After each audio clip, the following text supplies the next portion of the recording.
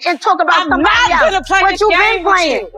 Because I'm not, there's no way we're going to have a conversation. Tell me what we're not going to do. We're not going to have a conversation. I'm not here to have a conversation with you. I'm here to tell you stop playing with me. You know what? I should have made you wait so slow-mo out. But you came.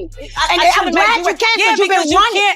And I'm tired of running. Bitch, your dusty ass ain't nobody to run from. You keep running. Yeah, you keep running. I'm tired of it. Run your ass back to London and jump on that. Nobody in Atlanta was prepared for the kind of storm that erupted the night Rasheeda and Yandy finally went face-to-face under the blinding studio lights. Not the producers who thought they had seen every trick in the reality TV playbook. Not the cast members who believed there were no more limits left to cross after years of betrayal and humiliation. And not even the fans who prided themselves on surviving every scandal this franchise had ever thrown at them. The atmosphere carried a weight that couldn't be ignored. From the very second Rasheeda walked in, 4 hours late, her chin tilted high, her jaw locked in fury, the energy shifted into something volatile. Her entrance wasn't the kind of lateness meant for dramatics. It was the lateness of someone who had been backstage boiling over, rehearsing every line of venom, waiting for her chance to unleash destruction. Across the room, Yandy sat with a calm that was almost unnerving. She wasn't twitching, she wasn't shaking, she wasn't even whispering to the cast beside her. She sat still, composed, her face unreadable, as if daring the storm to touch her.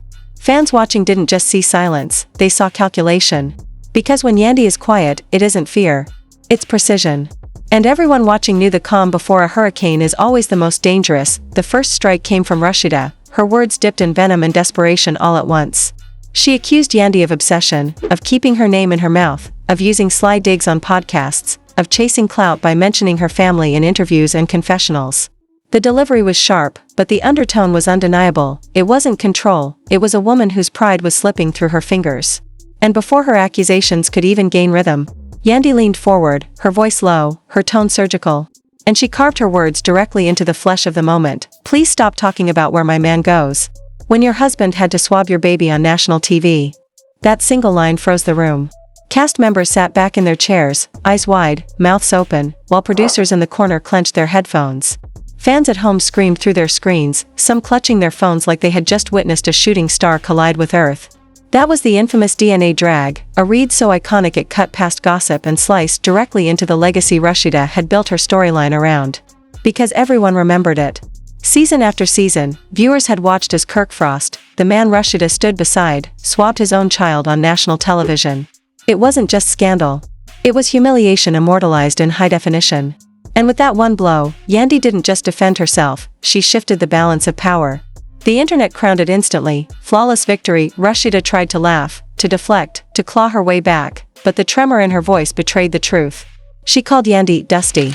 She told her to run back to New York, to run back to London, to stop inserting herself into Atlanta business. She hurled insults like she was swinging wildly in a dark room, hoping one might land. But the crowd of fans online didn't clap. They didn't cheer. They winced. Because every insult she threw was drowned out by the echo of her own receipts too heavy to ignore. For years, her entire storyline had been built on surviving Kirk's betrayals. The hot tub fiasco, the never-ending carousel of mistresses, the endless apologies that never seemed to stick.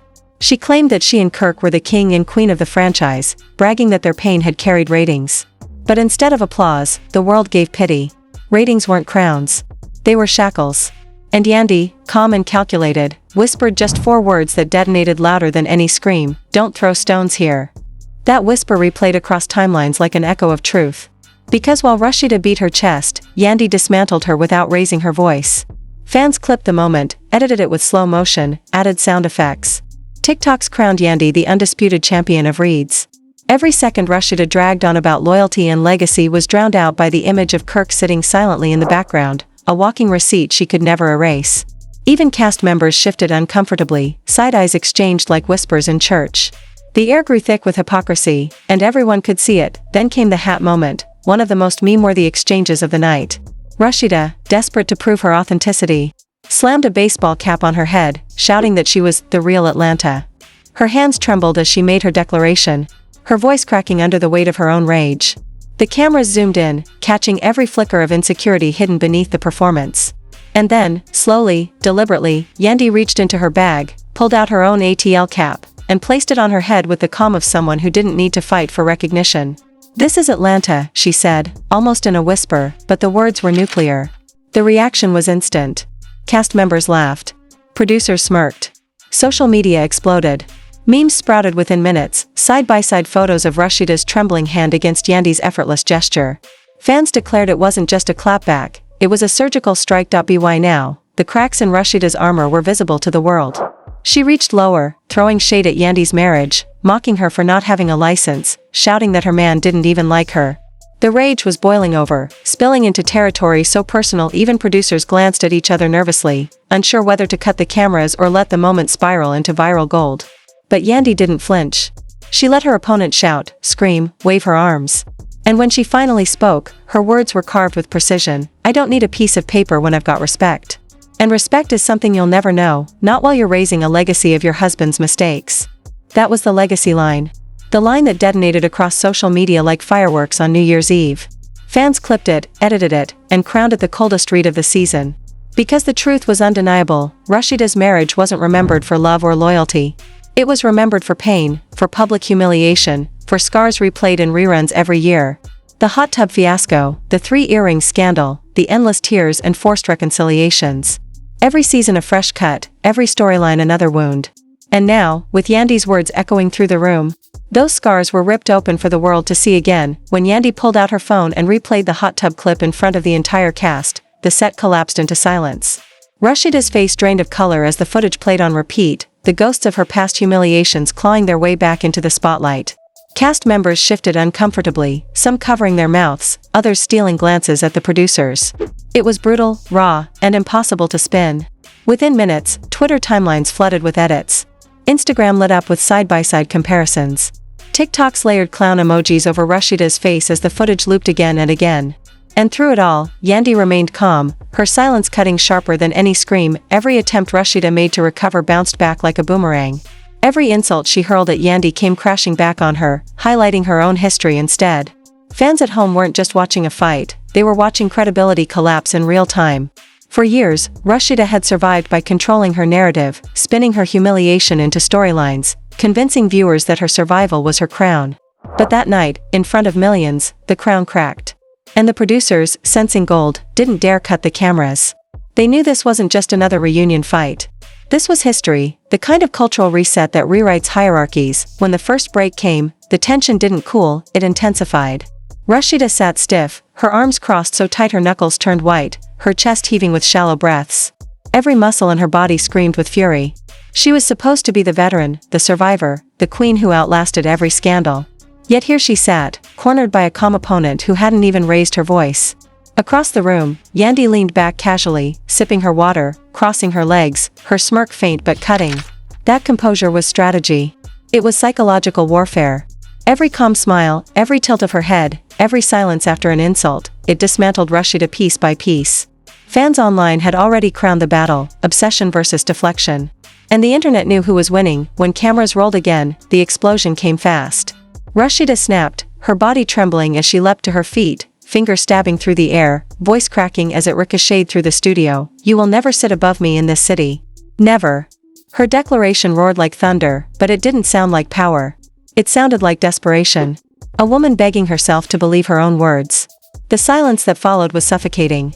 And then Yandy, calm as ice, tilted her head and delivered the line that sealed the round. Respect isn't about the city.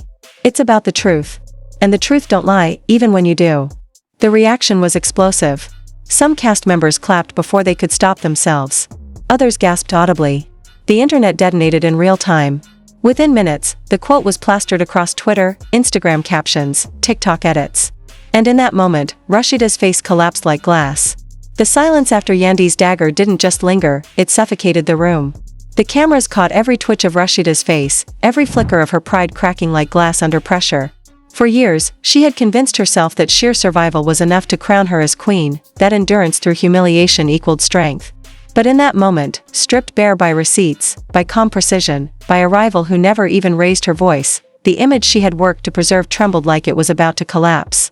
She wanted to scream, she wanted to lunge, she wanted to claw back some ground, but her words kept catching in her throat, bouncing against the weight of her own history. And history, unlike gossip, does not fade, it replays itself, louder every season. When the producers signaled another break, the cast whispered amongst themselves like kids passing secrets in church. Erica Mena shook her head in disbelief, her eyes wide like she couldn't believe what she had just witnessed. Carly Red pulled out her phone under the table, already texting someone that the reunion wasn't just chaos, it was war. Even Scrappy, usually ready to laugh at any mess, leaned back with his arms folded, his face unreadable, like he wasn't sure whether to step in or let the battle burn itself into legend. The whispers spread fast, everyone on set knew they weren't just watching drama. They were witnessing a hierarchy crumble in real time. Rasheeda, still fuming, turned her fire away from Yandy and toward the producers. She accused them of manipulation, screamed that they were setting her up to look weak, shouted about edits and storylines, about being the backbone of Atlanta, about how she had sacrificed her dignity year after year only to be painted as a fool. Her voice cracked under the weight of desperation, and every word bounced off the walls like an echo she couldn't silence. But across the room, Yandy didn't say a word.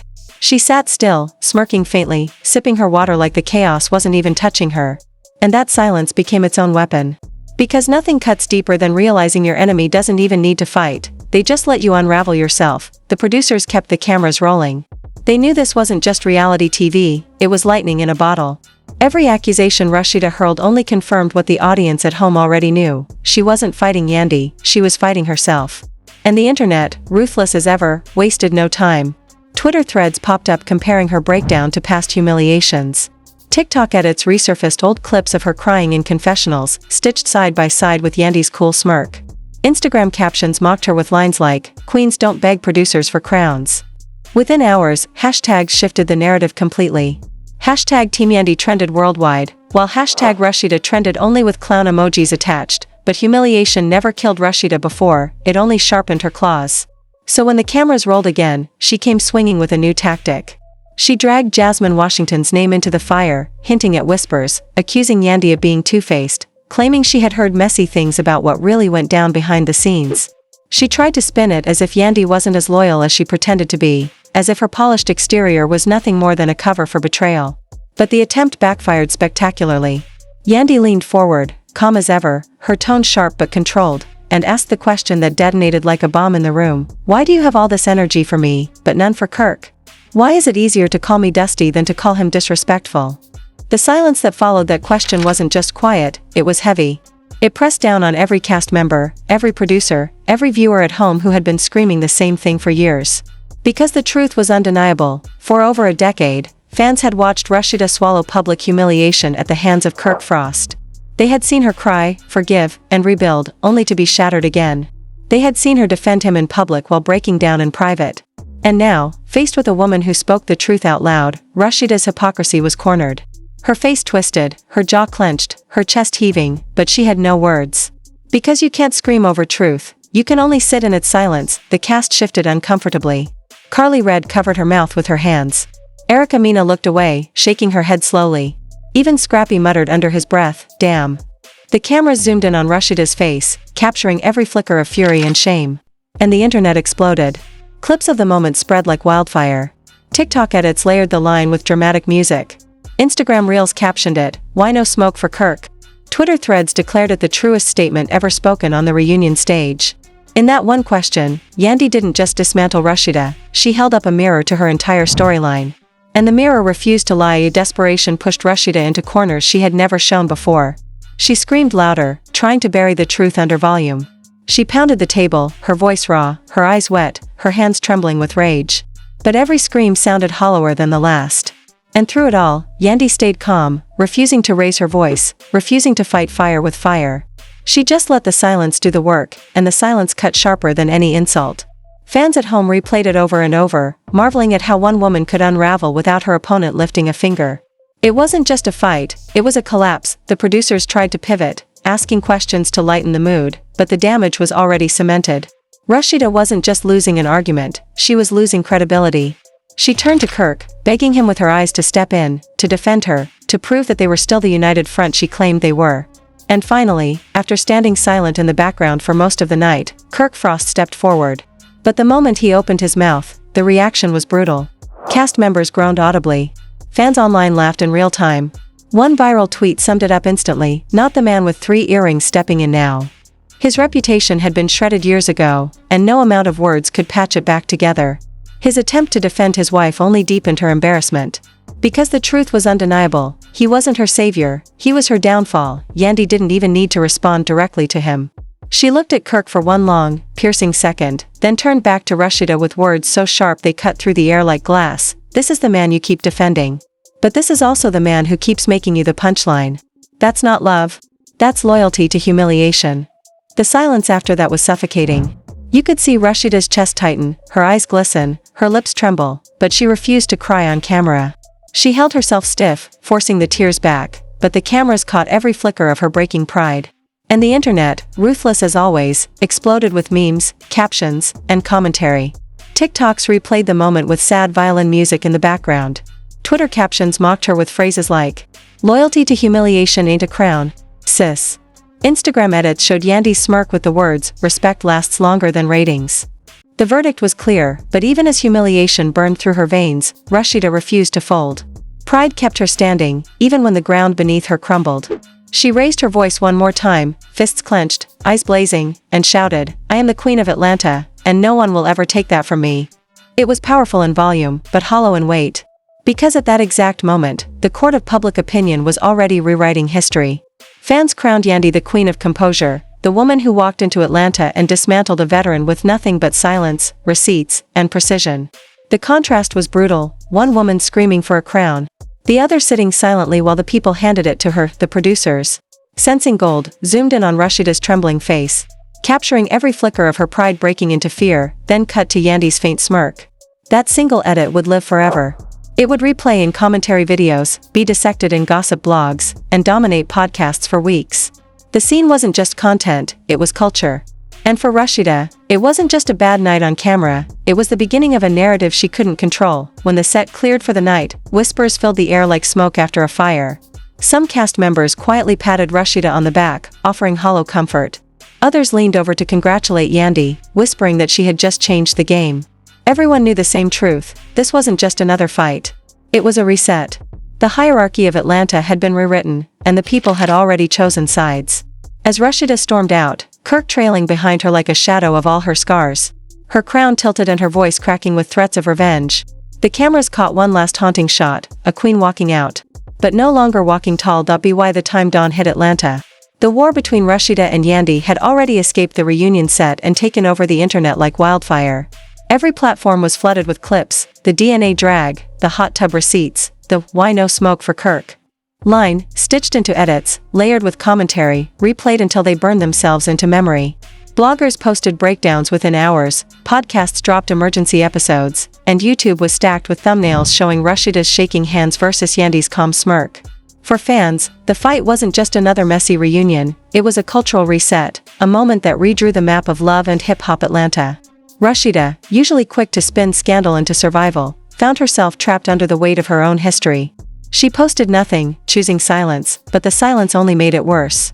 Every time she tried to move online, the comments were merciless. But did Kirk swab that too? Queens don't beg for crowns. Loyalty to humiliation is not love.